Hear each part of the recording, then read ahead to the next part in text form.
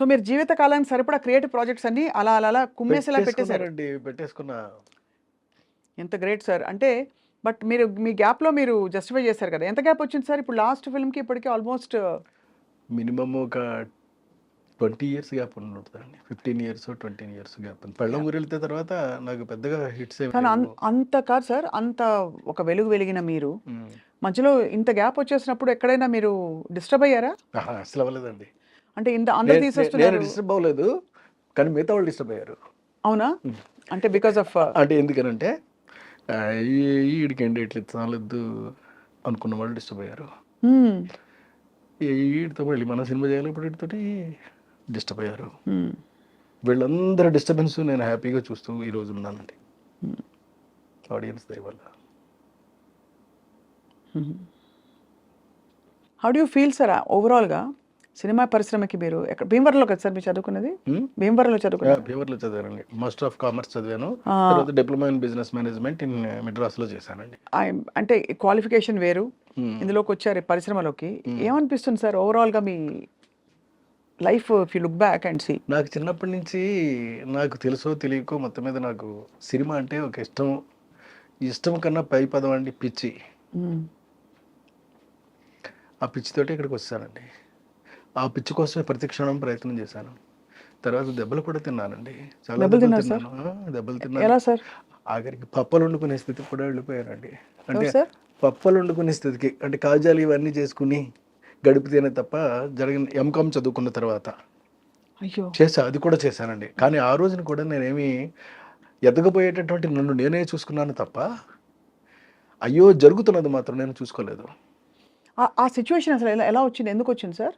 మీరు కాజాలు ఉతుకోవాల్సిన కాజాలు చేయాల్సినటువంటి పరిస్థితి అంటే మాకు సొంతంగా ఒక కంపెనీ ఒకటి ఉందండి, స్వీట్ కంపెనీ ఉంటే అప్పుడు అందులో మొత్తం 20 మంది 30 మందిని పనులు పెట్టారనుకోండి, కాస్ట్ ఎక్కువ అయిపోతుంది కదా. అంచేత తక్కువ మన ధరకి సప్లై చేయొచ్చు కదా అలాగని చెప్పేసి నువ్వు కూడా పని చేయొచ్చు కదా అంటే నేను కూడా నేర్చేసుకుని నేను పని చేస్తాను. ఆఫ్టర్ కంప్లీషన్ ఆఫ్ ఎంకామ్ చేసేసాను అంతే. చేసేసి ఒక మంచి విషయం చెప్తానండి ఇప్పుడు. చెప్పండి. ఒక రోజున నా కోసం నాకు బాగా ఫ్రెండ్ ఒక అతని పేరు విష్ణు. అతను నా కోసం వచ్చాడండి ఒక రాజదూత బండి వేసుకుని. బాగా ఫ్రెండ్. మేము పార్వతీ భవన్లో చదువుకునేవాళ్ళం అండి. అక్కడ కాలేజీలో డిఎన్ఆర్ కాలేజీలో చదువుకుంటూ పార్వతీ భవన్లో ఉన్నప్పుడు అతను బాగా close friend, almost like roommate అనుకోండి. అతను నా దగ్గరికి వచ్చాడండి. వస్తే నేను అప్పుడు ఒక చిన్న టవల్ కట్టుకునండి కచ్చలు చేస్తున్నాను సీరియస్గా. అప్పుడు ఎవరో వచ్చి చెప్పారు నీ కోసం ఎవరో వచ్చారు ఇలాగని. చూస్తే వీడు టవల్తోనే ఉన్నారండి. మరి పని చేసుకుంటే టవల్తో ఉండకపోతే ఎలా ఉంటాం? అవును అంతే కదా. పెద్ద చొక్కాలు వేసుకుని ప్యాంట్లు వేసుకుని జీన్స్ వేసుకుని ఉండమండి మనం. అలాగే ఉంటాం. అలాగే ఉన్నాను. అంటే వాడు వచ్చాడు. వాడు వస్తే కూర్చోబెట్టవాడిని, రే కుర్చీలో కూర్చోనుకో అంటే పర్లేదు కింద కూర్చుంటాను అన్నాడు. నువ్వు కుర్చీలో కూర్చో, ఎందుకు నేను చెప్తున్నాను కదా కూర్చో అని చెప్పి నేను చేసి రే కాజా ఒకటి మంచి వేడిగా ఉండి తీసుకొచ్చి ఒక ఆకులో పెట్టి వాడికి ఇచ్చా. వాడు అది తింటూ ఏడ్చేసాడండి.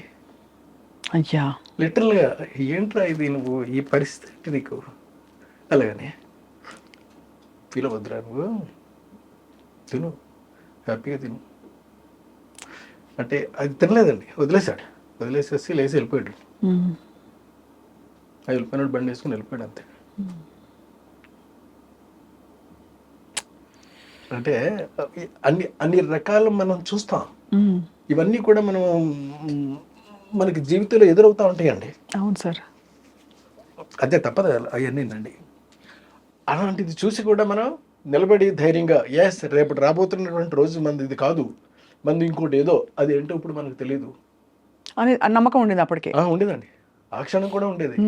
అక్కడి నుంచి మరి మీరు దీనికి రావడం అన్నది అది ఎలా జరిగింది సార్ దట్ ఆ ప్రాసెస్? ఇక ఆ తర్వాత అక్కడి నుంచి మళ్ళీ హైదరాబాద్ వెళ్ళామండి. హైదరాబాద్లో అచ్చిరెడ్డి గారు ఆయన బాగా హెల్ప్ చేశాడండి. చాలా హెల్ప్ చేశాడు. మీకు చాలా అత్యంత ఆత్మీయులు కదా అచ్చిరెడ్డి గారు. బాగా మాటలో చెప్పలేనంత. మీ ఇద్దరు యాక్చువల్లీ ఒక పేరు ఉంటే ఇంకో పేరు లేకుండా ఉండదు. అవునండి. రెడ్డి గారు is a very nice person అండి, యాక్చువల్గా చెప్పాలి అని అంటేనే. ఆ, అంతటి నిస్వార్థపరుడిని లేదా అంతటి విశాల హృదయం ఉన్నవాడిని నేను చూడలేదండి. అతను వచ్చి హైదరాబాద్లో ఒక కంపెనీ పెట్టాడండి, స్వీట్స్ కంపెనీ. దానికి మా నాన్నగారు కూడా పనిచేసేవారు. అప్పుడు చిన్న టీవీఎస్ 50 అలాగని పాత సెకండ్ హ్యాండ్లో కొని నాకు ఇచ్చి నువ్వు వెళ్ళి మెడ్రాస్ వెళ్ళి ట్రై చేయి అంటే నేను ఇక్కడికి వచ్చానండి మెడ్రాస్. నెలకు వచ్చి 3,000 రూపాయలు మొత్తం మీద అటు చేసి ఇటు చేసి పోగేసి మొత్తం మీద తను పంపించబడి నాకు 3,000 రూపాయలు సార్.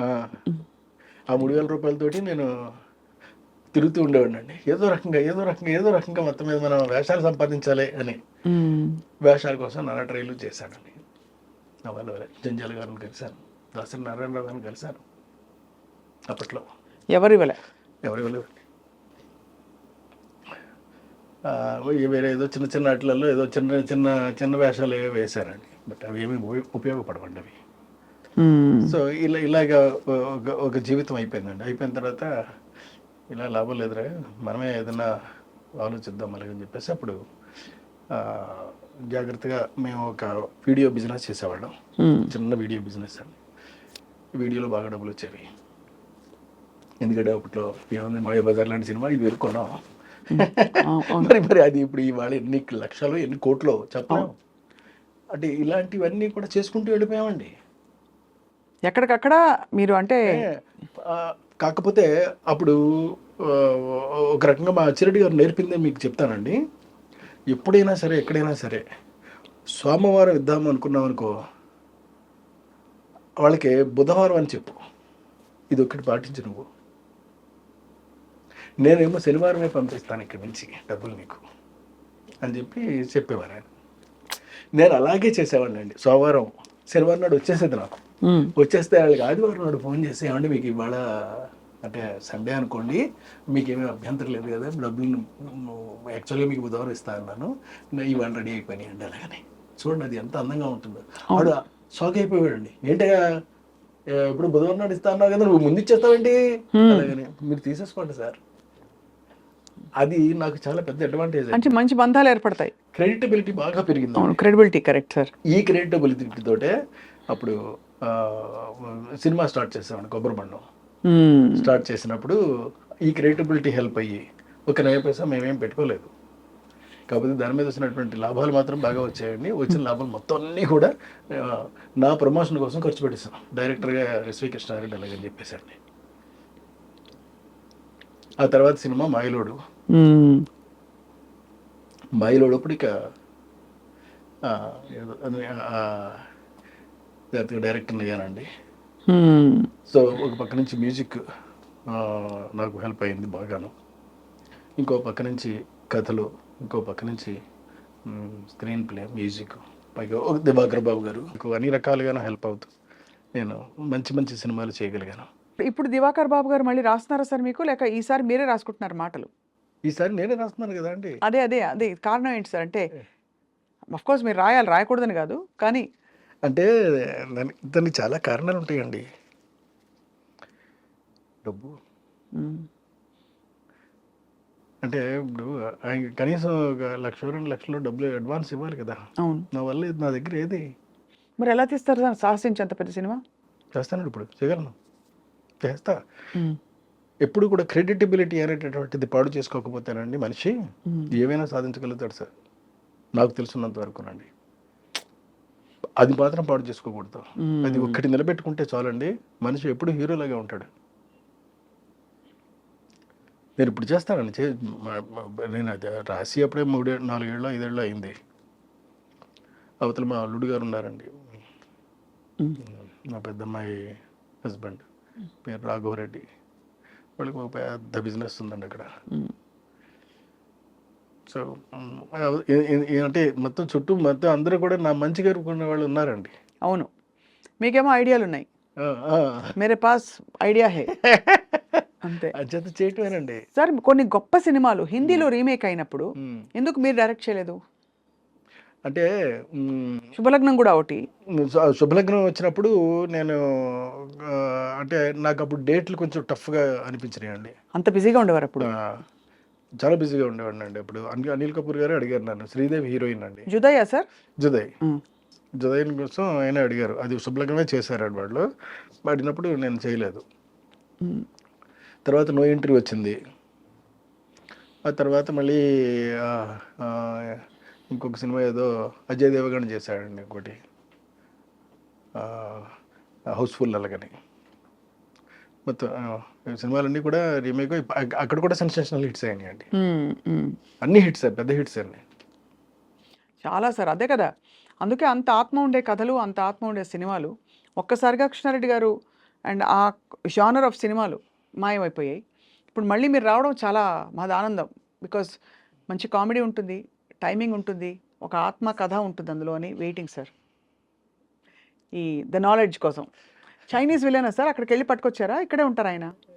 లేదండి, చైనీస్ అక్కడి నుంచి చైనా నుంచి మంగోలియాలో ఉంటాడు ఆయన. ఎలా పట్టారు ఆయన్ని? ఇప్పుడు యాక్చువల్గా పట్టే పని మీద ఉన్నానండి. పడేస్తాను. చూసి మీకు కరెక్ట్ ఇదైతే కరెక్ట్, ఆడైతే కరెక్ట్ అని నేను ఎంచుకున్నానండి. ఆడ ఎక్కడ ఏంటో తెలుసుకున్నానండి. తెలుసుకున్న తర్వాత ఇప్పుడు వాళ్ళకి పంపించాము, వాళ్ళ దగ్గర నుంచి రావాలి ఇంకాను. అలాగే ఇటు ఇంగ్లీష్ హీరోయిన్ అండి, RRRలో చేస్తున్న అమ్మాయి ఉంది కదా, ఆ అమ్మాయిని ఒకళ్ళని వేస్తానండి. మన తెలుగు వాళ్ళు ఎవరెవరు ఉన్నారు సార్ ఈ సినిమాలో? మలయాళ హీరో, ఇంగ్లీష్ హీరోయిన్, అదే మంగోలియన్ విలన్ కాబట్టి తెలుగు వాళ్ళు ఎవరు ఉన్నారు? తెలుగు వాళ్ళు అని అంటే ఇప్పుడు అనుపమ్ ఖేర్ ఒక అతను ఉన్నాడండి, హిందీ అతను. ఇంక మిగతా చిన్న కాస్టింగ్ ఏదైనా ఉంటే తెలుగు వాళ్ళు ఉంటారండి. మీ హిట్ కాంబినేషన్స్ లో వచ్చిన స్టార్స్ ఎవరైనా ఉంటారు? ఒక్కళ్ళు కూడా ఉండరు. అంటే ఉదాహరణకి జగపతి బాబు గారు కానీ, లేదు మన రాజేంద్ర ప్రసాద్ గారు కానీ, అలీ గారు కానీ, బాబు మోహన్ గారు కానీ ఎవరు లేరు. ఒకవేళ హీరోకి మదర్గా ఉంటే ఎవరైనా ఉంటారేమో నాకు ఇంతవరకు నేను ఇంకా ఏమనుకోలేదండి. అనుకుంటే ఇక అప్పుడు చెప్తా. కృష్ణారెడ్డి గారు అంటే clean cinema, professional film making. మీరు అన్నిటికీ మీరు తూచా తప్పకుండా మీరు ఆచరించి పాటించి చూపించారు. మీ సినిమాల్లో స్త్రీల చిత్రీకరణ ఎలా ఉండాలి, ఎక్కడ గీత దాటకూడదని. అత్యంత వివాదాస్పదంగా తయారైంది వాళ్ళ చిత్ర పరిశ్రమ. మలయాళంలో మీటూ క్యాంపెయిన్, లైంగిక వేధింపులు అనే అలిగేషన్స్ రావడంతో పెద్ద పెద్ద స్టార్ల పేర్లు కూడా వచ్చి రానట్టు వచ్చి వెళ్ళిపోతున్నాయి. మీ కామెంట్ ఏంటి సార్ కృష్ణారెడ్డి గారు? మీకు ఏమనిపిస్తుంది ఈ పరిశ్రమలో ఇక్కడ ఉన్నా నేనని? మీరు క్షమిస్తే నేను ఒక విషయం చెప్తాను. చెప్పండి సార్. న్యూస్ పేపర్లోను మోహన్ లాల్ వదిలేస్తున్నాడని ఏదో వచ్చిందండి న్యూస్. ఆ హెడ్డింగ్ చదివేసి వదిలేస్తానని తప్ప లోతుకి వెళ్ళను నేను. అస్సలు పట్టించుకోనండి. నాకు ఇదంతా కావాల్సింది. నేను మీకు ఇందాక చెప్పానే, ఒక క్యారెక్టర్ నేను అనుకున్నప్పుడు ఆ క్యారెక్టర్కి అనువైనటువంటి వ్యక్తి ప్రపంచంలో ఎక్కడున్నా వెతికేస్తానండి నేను. ప్రపంచంలో అది ఎవరైనా పర్లేదు, నాట్ ఓన్లీ ఇన్ ఇండియా అండి, ఎవరైనా పర్వాలేదండి, వెతికేసేసి ఆడనే తీసుకొచ్చి పెట్టి చేస్తానండి. అది ఓకే సార్. అది ఇది సినిమాలు నేను చేయవలసింది అది, నేను చేయవలసింది అది, తగిందది, చేయబోయేది అదండి. అంతే తప్ప అక్కడ రాజకీయాలు ఓకే సార్. ఇది స్త్రీల రక్షణ గురించి మాట్లాడతాం, because you stand for women కాబట్టి. నేను అన్ని పట్టించుకోనండి, ఇదేమీ నాకు సంబంధం లేదు. కానీ వాస్తవం ఉందా సార్ అందులో? ఏమో ఈ వేధింపులలో లేకపోతే ఈ అలిగేషన్స్ ఏవైతే ఒక జస్టిస్ కమిషన్ రిపోర్ట్ నేను ఎలా చెప్పగలుగుతానండి? నేనేమి చెప్పలేనండి ఆ విషయంలో. నేను వాటిని జోలికి వెళ్ళను, వాటిని పట్టించుకోను, వాటిని తెలుసుకోను. నాకు ఆ ఇంట్రెస్ట్ లేదండి. అంతే. నాకల్లా ఒకటే, నా క్యారెక్టర్గా అనువైనటువంటి వ్యక్తి ఉంటే తీసి సినిమా తీసేయడమే.